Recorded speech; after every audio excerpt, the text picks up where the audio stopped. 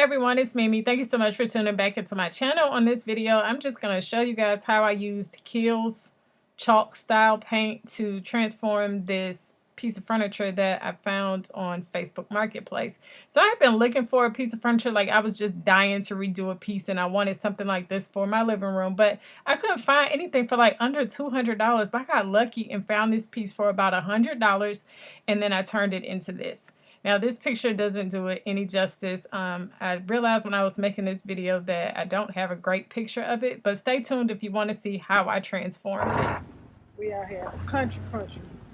We in the country. And as if $100 wasn't great, this place where it was probably about 25 minutes from my house. So another score. Here she is. I don't think I'd ever been so grateful for my husband's raggedy pickup truck and his trailer. So this is my first time like trying to redo a piece of furniture. I think I got lucky because there really aren't any problem areas on this piece that I would need to like fix up, except there's like a little nick over there in the corner. But I'll worry about that when I get to it. I think what I may have to do is get like some wood filler. I think I have some in here. I have to go look. But I'm going to use this Kilz Chalk Style Paint, and I got this from Walmart. It was $16, and this is the actual color. So they're like pre-mixed. When I got them from Walmart, they had this color, they had like a darker gray, there was like a navy color and a green, so kind of like the real common colors that you see when people refinish furniture.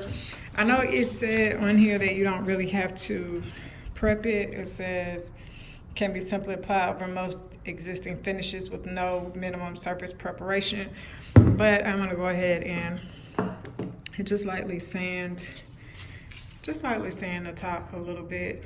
There's a few nicks on it, but nothing too much. So I'm going to go ahead and sand it and wipe it down real good and put the first coat on, see what happens.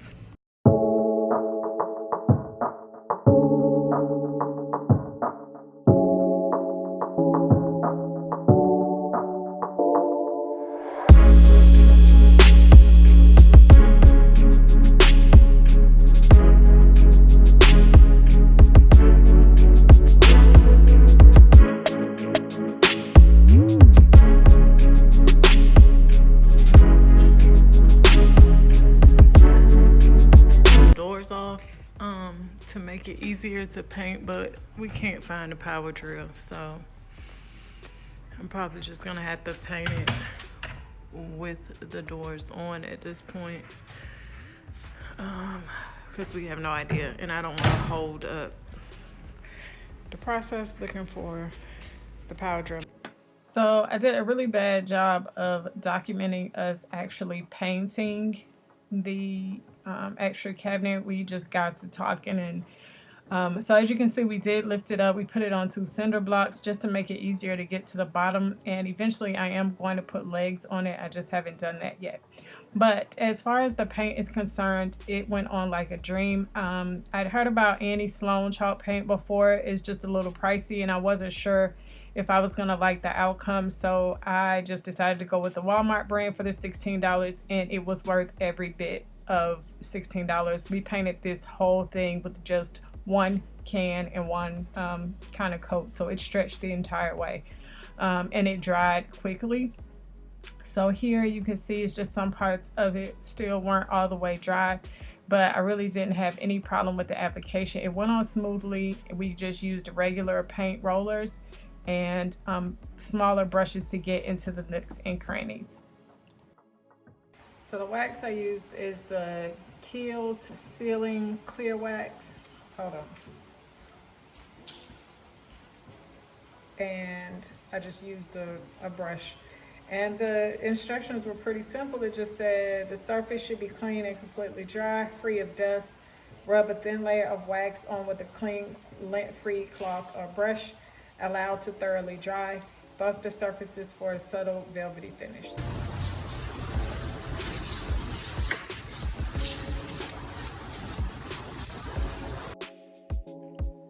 Now, I will say I had a little bit of issue with the wax, and again, it just might be because this was my first time ever doing anything like this, and I really think that I should have used like a lint-free cloth. It was just a little bit cumbersome with the actual brush. So if you use the wax, I would recommend that you get the dust-free cloth. I think it's just easier to get the product, you know, onto the rag, onto the cloth, rather than it was to get it on the brush and just kind of get in the nooks and crannies with your fingers. So that's one thing that I wish I would have done.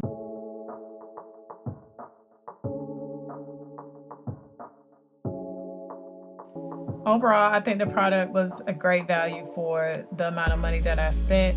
I want to say the wax might have been an additional $10 because I ended up buying 2 cans thinking I was going to need them. So I still have an extra can. So stay tuned because I think I'm going to paint my bathroom cabinets with the other or my office desk. So stay tuned for that. But overall, I think it was a great product. Certainly will be using it again. I'm anxious to use some of the other colors that they had. I absolutely feel like for how far it stretched, like you could not beat that for the price.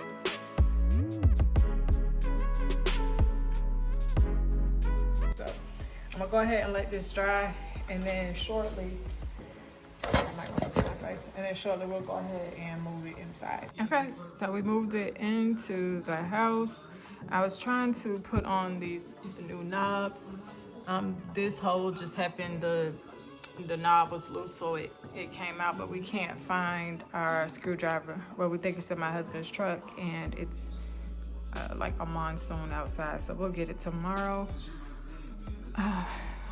But I'm trying to figure out if I want to leave it kind of, you know, minimal like this, or if I want to get something that has a longer knob, like this part longer up and down. So as of right now, I still have not replaced all of the knobs, but we are absolutely loving the piece in the room. It did exactly what I thought it would do.